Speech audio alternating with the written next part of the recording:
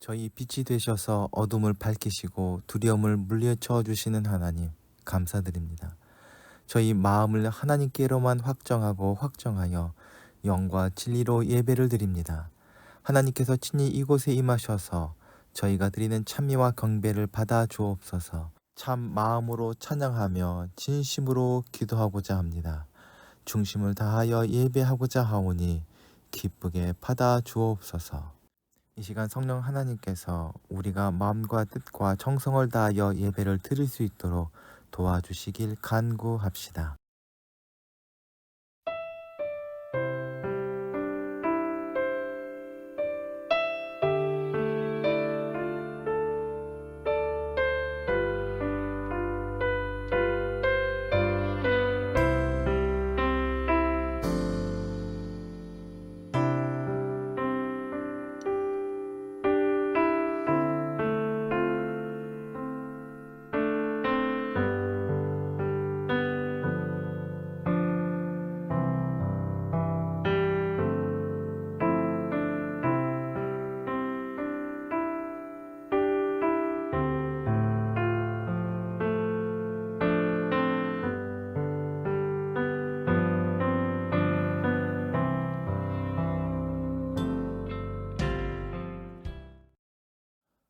은혜와 사랑이 충만하신 하나님, 청록으로 물든 7월의 첫 주에 맥주 감사 주일로 예배하며 24년 상반기에 베푸신 은혜를 기억합니다.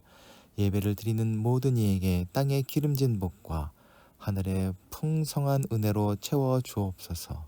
자비의 하나님 아버지, 구원은 오직 하나님께로부터 오는 것임을 고백하오나 저희는 두려움에 사로잡혀 잠잠히 하나님만 바라보지 못하였습니다.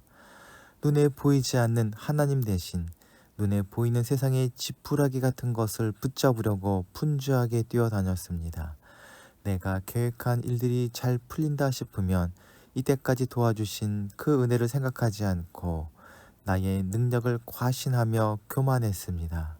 지금 저희가 누리고 있는 풍요로움이 모두 다 하나님께서 주신 선물인 것을 깨닫지 못하고 내가 잘나서 얻은 것인 줄 착각하며 자랑했습니다.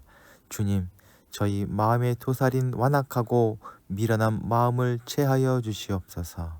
모든 죄악을 주님 앞에 내어놓사오니 공일 하나님 죄를 용서하시고 새로운 은혜의 길을 출발할 수 있도록 인도하여 주시옵소서. 비조세계에 신음하는 소리를 들으신 주님께 기도합니다. 무너지는 생태계 상황이 반전되어 환경이 회복되고 모든 피조물들이 편안한 삶을 누리게 하여 주옵소서. 인간의 탐욕과 무분별한 개발로 지구는 황폐해지고 이상 기후와 산불, 대기 오염 등으로 그 위기를 실감하며 살고 있습니다. 주님, 저희에게 책임이 있음을 고백합니다. 하나님께서 창조 세계를 사랑하시고 아끼시는 것처럼 저희도 자연과 피조 만물들을 존중하게 하여 주시옵소서. 교회의 주인 되시고 머리 되신 주님께 기도하오니 한국교회가 그리스도의 사랑과 진리 안에서 거룩하고 흠이 없게 하여 주옵소서. 지금 한국교회는 여러 가지 문제로 인해 오랫동안 상처받아 만신창이가 되었음을 고백합니다. 사람들은 점점 교회를 신뢰하지 않게 되었고 특별히 젊은이들이 교회를 떠나고 종교를 떠나는 현상이 가속화되고 있음을 고백합니다. 하지만 이런 모든 어려움 속에서도 진실하게 하나님을 예배하고 이웃을 섬기고 하나님 나라를 실천하려는 교회 공동체와 성도들이 있음을 또한 기억합니다. 이들이 어려움 속에서도 희망을 잃지 않게 하시고 벽에 가로막히면 세기를 내게 하시며 어둠을 몰아내는 작은 촛불들로 서게 하여 주옵소서. 예배하는 가운데 주님을 바라보는 이한 공동체 식구들의 간절한 간구를 응답하여 주시고 기도하며 진행하는 일들과 학업 위에 은혜로 풍성하게 더하여 주시옵소서. 주님께서 세우신 거룩한 빛 등대교에도 든든히 서가 하나님께서 맡기신 방주의 역할을 감당할 수 있도록 은혜를 더하여 주시옵고 귀한 가정에 선물로 주신 주호군도 건강을 강건케 하시고 꾼과 비전을 더하여 주시사 하나님께 귀하게 쓰임받는 일꾼 되게 하여 주시옵소서. 주님께서 사랑하시는 문본 책방서도 날로 든든히 서가게 해주시사 아름다운 소문이 나서 많은 사람들이 더욱 찾아오게 하시고 그 아름다운 제품으로 말미암아 하나님께서 영광 받아주시고 세상의 모든 사람들이 기쁨과 즐거움을 누리게 하여 주시옵소서. 우리 구주 예수 그리스도의 이름으로 기도하옵나이다. 아멘.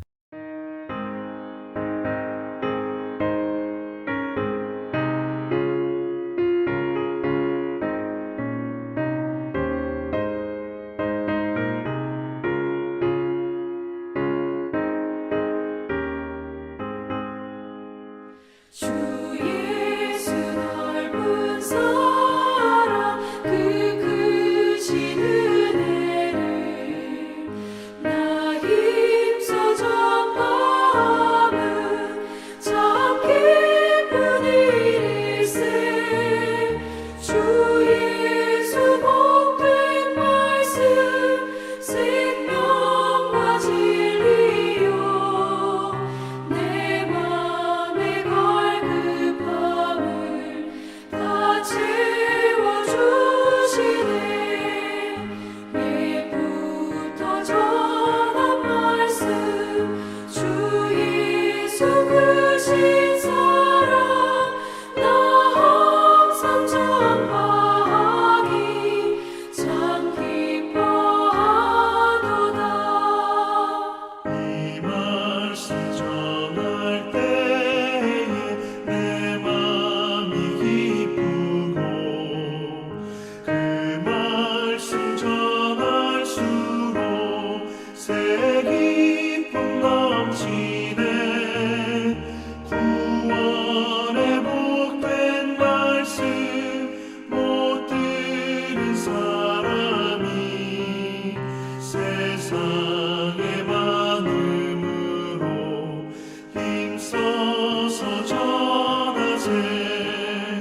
예부터 전한 말씀 주 예수 크신 사랑 나 항상 전하기 참 기뻐하도다.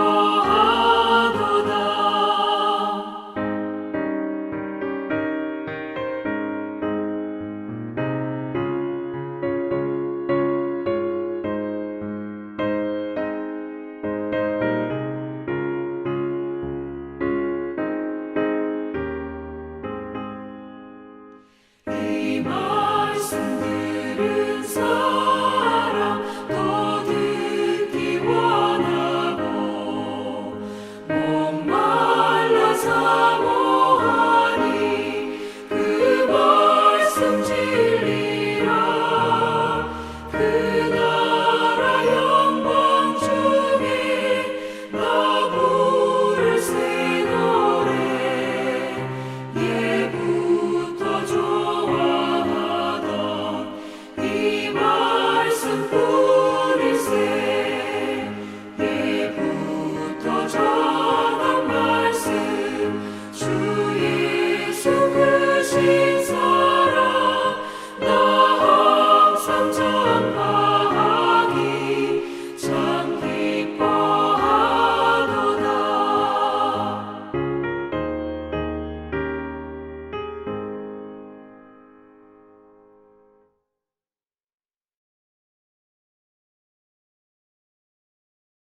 오늘 저희에게 주시는 하나님의 말씀은 마가복음 6장 1절부터 13절까지의 말씀입니다. 예수께서 거기를 떠나서 고향에 가시니 제자들도 따라갔다. 안식일이 되어서 예수께서 회당에서 가르치기 시작하셨다. 많은 사람이 듣고 놀라서 말하였다. 이 사람이 어디에서 이런 모든 것을 얻었을까? 이 사람에게 있는 지혜는 어떤 것일까? 그가 어떻게 그 손으로 이런 기적들을 일으킬까? 이 사람은 마리아의 아들 목수가 아닌가?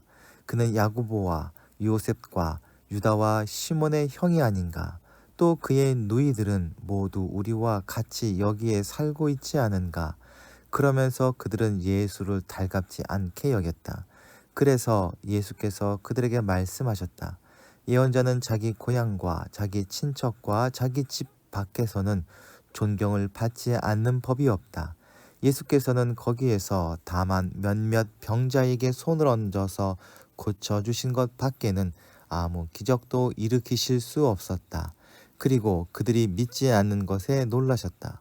그리고 예수께서는 마을들을 두루 돌아다니시며 가르치셨다. 그리고 12 제자를 가까이 부르셔서 그들을 둘씩 보내기 시작하셨는데 그들에게 악한 귀신을 제어하는 권능을 주셨다. 그리고 그들에게 명하시기를 길을 떠날 때에는 지팡이 하나밖에는 아무것도 가지고 가지 말고 빵이나 자루도 지니지 말고 전대에 동전도 넣어 가지 말고 다만 신발을 신되 2벌 옷을 가지지 말라고 하셨다. 또 그들에게 말씀하셨다. 어디서 어느 집에 들어가든지 그곳을 떠날 때까지 거기에 머물러 있어라. 어느 곳에 서든지 너희를 영접하지 않거나 너희의 말을 듣지 않거든 그곳을 떠날 때에 너희의 발에 묻은 먼지를 떨어서 그들에게 증거로 삼아라. 그들은 나가서 회개하라고 선포하였다. 그들은 많은 귀신을 내쫓으며 수많은 병자에게 기름을 발라서 병을 고쳐 주었다. 아멘.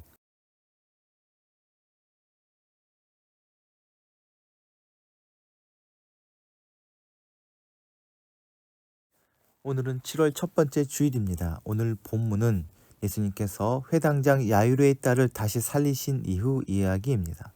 예수님은 이 일을 아무도 모르게 하고자 신신당부하시고 그곳을 떠나 고향으로 가셨습니다. 아마 쉼없는 사역 속에서 심신이 많이 지치셨을 텐데 고향 사람들의 환대 속에서 사역을 지속할 힘을 얻고자 하셨던 것이 아닐까 상상해 봅니다. 신학에는 역사적 예수를 연구하는 분야가 있습니다. 그들은 실제 역사 속의 예수, 즉 역사적 예수를 제자들이 신앙의 그리스도라는 숭배의 대상으로 바꾸어 놓았다 주장합니다. 그 결과 역사적 예수는 교회의 교리 안에 갇힌 실제와 다른 예수가 되었다는 것입니다. 그래서 그들이 예수님의 진짜 모습을 찾으려 노력한 결과 예수님은 신앙의 그리스도만이 아니라 위대한 교사, 탁월한 혁명가, 윤리 운동가였다는 연구들이 나왔습니다. 그러나 이러한 연구들은 실상 연구자들이 생각하는 가장 이상적인 인물에 대한 투사이었을 뿐임이 시간이 지난 뒤에 드러납니다. 그럼에도 여전히 많은 사람들이 이것이 예수님의 본 모습이다라고 하면서 실제로는 자신의 욕망을 투사한 예수를 소개하는 경우가 많습니다. 그래서 어떤 사람들은 예수님을 단지 위대한 교사, 혁명가, 정치가, 윤리 운동가로 볼 뿐 아니라 기업의 사장, 채식주의자, 페미니스트, 심지어 우주인으로 보는 사람마저 생겨났습니다. 예수님께 그런 모습이 있을지 모르겠지만 예수님을 절대적으로 그런 분이라고 할 수는 없을 것입니다.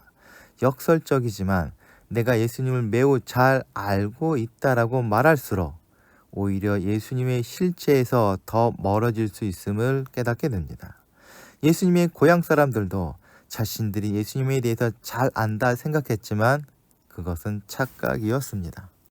예수님이 태어나신 곳은 베들레헴이었지만 성인이 될 때까지 사신 곳, 즉 어릴 적 추억이 있는 고향은 나사렛입니다. 갈릴리 지역 서쪽 산지에 자리한 산골 나사렛은 240여 가구가 모여 살던 작은 마을로 구약 성서를 통틀어 한 번도 거론된 적이 없을 정도로 작고 미미한 곳입니다. 복음서는 세례 이후부터 죽음 이전까지 예수님께서 활동하신 무대가 갈릴리였다고 말하는데 주로 갈릴리 호수 주위 큰 마을인 가버나움, 막달라, 고라신, 벳세다가 주요 무대였던 것으로 보입니다. 마가가 사역의 첫 장소로 지목한 가버나움을 예수님께서는 사역의 중심지로 잡으셨던 곳입니다. 헤롯이 디베라를 건설하고 많은 사람들이 모이기 시작하면서 갈릴리 해안 마을들이 도시화되기 시작했다 합니다. 이 무렵 예수님의 가족도 나사렛을 떠나 그 도시들로 이주했으리라 보는 신학자들의 견해도 있습니다. 그래서 나사렛 사람들이 예수님에 대해서 제대로 알지 못했던 것이 아닐까 추측해 봅니다. 이제 예수님께서는 어린 시절을 보낸 그 고향 나사렛으로 가십니다. 예수님께서는 공생애 중에 단 한 번 고향 나사렛에 갔었다 기록되어 있습니다. 이미 예수님께서는 가버나움에서 가르치시고 행하신 능력으로 갈릴리 전역에 널리 알려지셨습니다. 나사렛으로 가시기 바로 전에도 예수님께서는 12해 동안 혈루증을 앓는 여인을 고치셨고 죽은 회당장의 어린 딸을 되살리셨습니다. 이러한 예수님의 소문은 나사렛에도 전해졌을 것이고 안식일에 나사렛에 오셔서 회당에 들어와 가르치시는 예수님을 마을 사람들은 주의 깊게 보고 그 말씀을 들었을 것입니다. 회당에서 가르치시는 예수님의 모습은 어린 시절만을 기억하고 있던 마을 사람들에게 놀라움 그 자체로 다가왔습니다. 그들이 놀랬던 것은 예수님의 가르침이 너무나 새로운 것이었고 그들의 눈앞에서 벌어지는 주님의 권능은 본 적도 들은 적도 없는 놀라운 기적들이었기 때문입니다. 하지만 그 무엇보다 나사렛 사람들을 혼란스럽게 하는 것이 있었습니다. 이런 놀라운 가르침과 권능을 행하는 이가 자신들이 잘 알고 있다고 생각했던 이 동네에서 어린 시절을 보낸 예수라는 사실입니다. 이 사람이 어디서 이런 것을 얻었느냐라는 나사렛 사람들의 말에서 드러나듯이 그들은 이 모든 것을 당황스러워하며 받아들일 수가 없었던 듯합니다. 출신, 지역, 가문, 학벌 등으로 사람을 판단하는 것은 어제 오늘의 일이 아닙니다. 잘 알고 있다는 자신감이 눈앞에 있는 진실을 못 보게 하는 일들은 허다합니다. 이러한 모습은 나사렛 사람들도 마찬가지였습니다. 분명 나사렛 사람들은 예수를 잘 압니다. 예수님의 어린 시절을 지켜보았고 그들은 예수님의 부모와 형제와 누이들이 누구인지 압니다. 이 사람은 마리아의 아들이라고 말하는 대목은 그들이 예수님의 가정에 관한 시시콜콜한 사정까지 알 만큼 모든 것을 알고 있다라고 자부했다는 것입니다. 예수를 목수라고 지칭할 때도 비하의 의도가 담겨 있습니다. 목수라고 하는 단어는 일반적으로 전문직 노동자를 뜻하기보다는 일용직 노동자를 뜻한다 합니다. 나사렛은 전문직 목수를 필요할 만큼 큰 도시가 아니었기 때문입니다. 마리아의 아들 목수라는 호칭은 나사렛 사람들이 예수에 대한 경멸적인 태도를 노골적으로 드러낸 것입니다. 나사렛 사람들은 예수님의 가르침이 지혜로운 가르침임을 인정하고 예수님께서 행하는 일들이 이적이라는 사실을 부인하지 못함에도 끝내 예수님을 거부하고 외면합니다. 마리아의 아들이면서 목수인 예수라는 선입견이 예수님을 받아들이지 못하게 하는 것입니다. 차라리 일면식도 없었던 사람은 친밀감도 없었겠지만 선입견도 없을 것입니다. 그래서 제자들은 매일 경험하는 예수님의 모습에 늘 놀라워하며 그 믿음이 깊어만 갔습니다. 오늘날 세상 사람들이 예수님을 만나고 믿어가는 과정에 있어서 걸림돌이 되는 사람들이 혹시 교회 공동체 사람들이 아닐까 염려가 됩니다. 예수님의 이름으로 펼치는 수많은 주장과 행동들이 세상 사람들이 교회를 외면케 하는 이유가 되고 있지는 않는가 돌아봐야 할 것입니다. 이렇게 고향에서 철저히 무시당하면서도 예수님께서는 몇몇 병자들을 고쳐주십니다. 믿음이 있어야 기적이 일어난다는 신앙은 성서에 의해 부정됩니다. 마가복음에는 15개의 치유 이적과 5개의 자연 이적이 등장합니다. 하지만 20개의 이적 중 믿음의 결과인 사례는 소수에 지나지 않습니다. 대부분의 이적은 믿음과 별개로 일어나고 이적을 본 사람들을 조차 믿음을 갖게 되지도 않았습니다. 이적은 전적으로 사람이 개입되지 않은 하나님의 능력이며 잘한 사람에게 주는 상이 아니라 자비에 의해서 주어지는 은혜인 것입니다. 이 모든 것을 보면서도 결국 그들은 예수님에 대한 아무런 기대도 없었고 바라는 바도 없었습니다. 오히려 귀찮게 여기며 빨리 떠나길 바랬던 것 같습니다. 마가는 이런 상황을 그들이 믿지 않는 것에 놀라셨다 기록합니다. 혈연과 지연으로 사업에 성공하고 높은 지위에 오를 수 있을지 모르겠지만 복음은 들을 수 없고 구원에는 이를 수 없습니다. 오직 성령님의 도우심 안에서만 예수님께 나아갈 수 있으며 하나님의 나라를 누릴 수 있습니다. 고향에서 배척당하신 예수님께서는 고향을 떠나 두루 다니시며 가르치십니다. 그와 동시에 예수님께서는 제자들을 둘씩 짝을 지어 여러 마을로 보내십니다. 예수 공동체를 이끄는 예수님조차 배척당하는 상황에서 선생보다 못할 제자들을 파송하는 것은 무리가 있어 보입니다. 그들은 대부분 어부 출신이고 사람들에게 손가락질 받는 세리 출신 제자조차 있었습니다. 이들은 말씀을 가르쳐 본 적도 없을 뿐더러 선생님에게 믿음이 없다 꾸지람까지 받았던 사람들로 한심한 어중이 떠중이들입니다. 예수님께서도 파송될 자신의 제자들이 모든 곳에서 환영받을 수 없을 것이라 이미 예상하셨습니다. 선생 되신 예수님조차 너무나 친밀한 고향 사람들에게 배척을 받는 상황인데 제자들이 생판 모르는 사람들에게 거절당하는 것이 너무나 당연한 상황일 것입니다. 그렇기에 파송에 있어서 성공보다 배척을 더 많이 경험하게 될 것이라 예상 또한 하셨을 것입니다.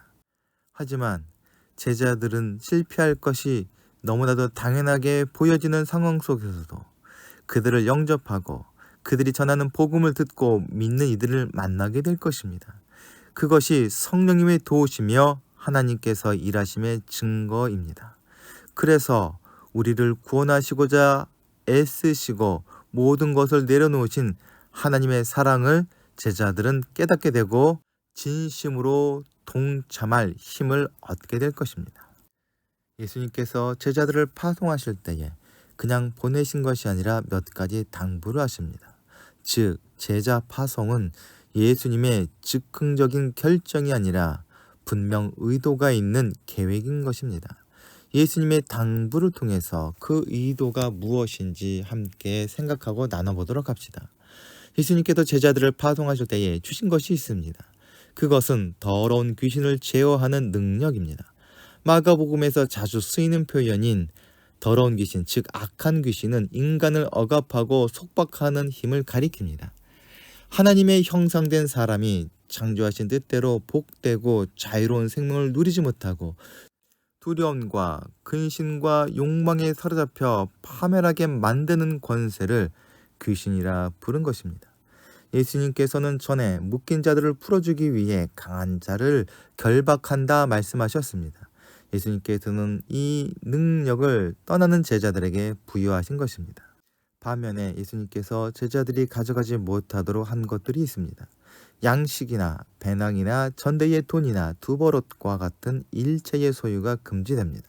왜 이런 말씀을 하셨는지 배경을 살펴보면 이것들은 주인이 종에게 이를 맡겨 먼 길을 떠나보낼 때 반드시 챙겨 주어야 할 짐의 목록이라 합니다.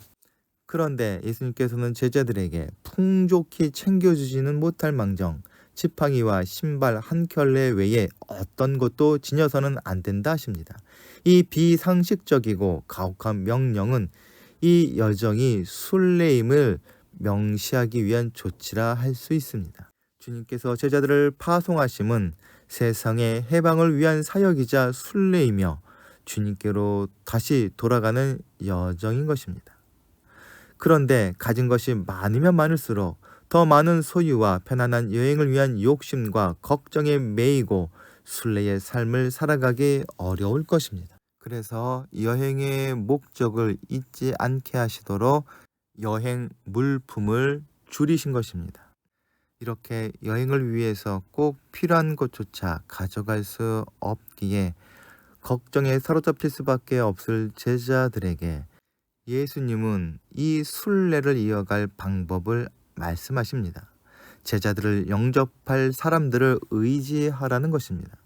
영접 혹은 환대는 낯선 곳에서 낯선 사람에게 받는 은혜입니다. 환대란 예상되고 당연한 영접이 아니라 뜻밖의 이유 없는 친절입니다. 구약 성경에서 이스라엘에 큰 가뭄이 들었을 때에 선지자 엘리야를 까마귀가 먹여 살렸고 가난한 과부가 그를 영접했던 것을 기록합니다. 그런데 이러한 영접들은 영접을 한 사람이나 영접을 받은 사람, 그리고 그 이야기를 읽은 모든 사람들에게 궁극적으로 하나님의 환대였음이 드러납니다. 낯선 이들의 선의에 기대어 살아가라는 명령은 곧 하나님의 도우심을 신뢰하라는 의미인 것입니다. 보냄을 받은 제자들이 전파한 말씀이 회개하라였습니다. 이것은 예수님께서 사역 처음에 선포하신 말씀으로 하나님 나라가 가까이 왔다는 선언과 연결되어 있음을 우리는 잘 압니다. 즉 회개는 영접과 같은 의미로서 하나님 나라가 가까이 왔으니 그 나라를 받아들여라, 즉 영접하라는 복음인 것입니다. 그리고 이 복음을 받아들인다는 것은 제자들을 영접함이며 그들을 보내신 예수 그리스도를 영접하는 것입니다. 예전이나 지금이나 세상은 하나님을 거부하지만 하나님은 세상을 향해서 성실하게 사랑하십니다. 세상은 구원을 위해 오신 예수님을 거부하고 외면하지만 주님은 구원의 사역을 교회 공동체를 통해서 성실히 감당하십니다. 세상은 예한 공동체를 비롯한 제자들을 미워하지만 주님께 보냄을 받은 제자들은 계속 복음을 전하고자 합니다. 오늘 말씀 가운데 깨닫게 되는 것은 주님의 제자가 되어 복음의 증인으로 살아간다는 것은 결코 즐겁거나 부러워할 만한 일이 아니라 외롭고 고통스럽고 배척받는 삶이란 것입니다. 그러나 마침내 우리는 성령님의 도우심 안에서 승리할 것입니다. 예한 공동체 식구들 모두 힘들고 어려운 사역이지만 성령님의 인도하심 안에서 우리를 통해 하늘의 생명과 은혜가 세상으로 흘러가는 역사를 경험하시길 소망합니다. 다 함께 기도하시겠습니다.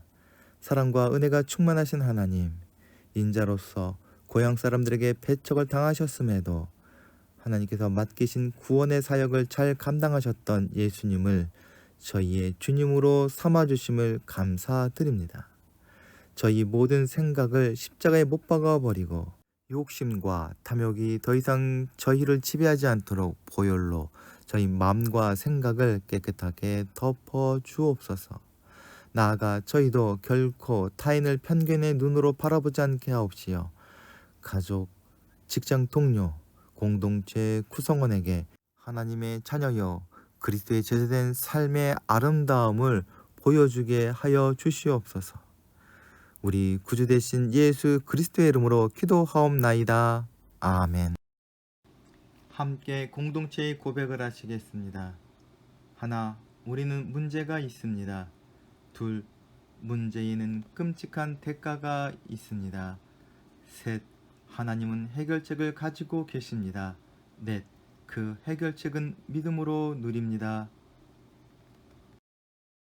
지금은 죄와 죽음에서 우리를 구원하시는 예수 그리스도의 은혜와 하늘과 땅을 지으시고 다스리시는 무한하신 하나님의 사랑과 성령님의 만물을 보존하시고 교통하시는 그 역사가 이 시간 머리 숙인 이한공동체 식구들 위해 이제부터 영원토록 함께하여 주시기를 간절히 축원하옵나이다. 아멘.